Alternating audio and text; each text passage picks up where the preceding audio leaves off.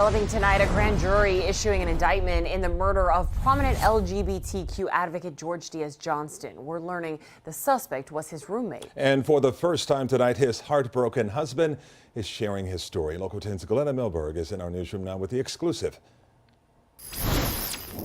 This indictment was not a surprise. Police had zeroed in on the roommate, Stephen Yinger, almost from the get-go, but they were keeping it under wraps. And when we sat down with George's husband, Don, in Tallahassee a few weeks ago, we promised him we would keep it under wraps too, until it happened. I am so angry after all those years of trying to get my husband back, to have him ripped from me for such an utterly senseless reason. And in such a brutal way at his duplex, strangled, according to the indictment, left as garbage. His remains discovered at a landfill 2 hours away. The roommate he took in while separated from Don, now charged, an acquaintance from alcohol recovery program who needed support. Because that's how he knows Stephen Yinger.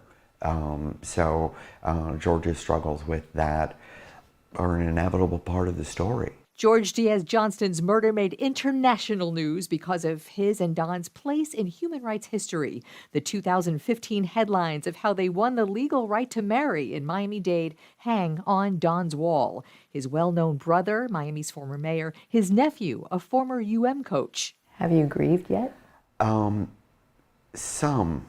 The grieving really has been difficult. One of the things that's happened as a result of the circus and the attention, it has delayed it. In that grief, Don had to deal with a vacuum of public information and speculation. He hadn't known George was missing until days after that January, mildly worried until roommate Yinger told friends and family conflicting stories. George didn't charge him rent, didn't have any expectation until he could get a job and begin to support himself.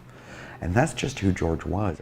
This grand jury indictment on first-degree murder adds to an 8-year criminal record for Stephen Yinger. Still a long way to go for justice. I'm Glenna Milberg, Local 10 News.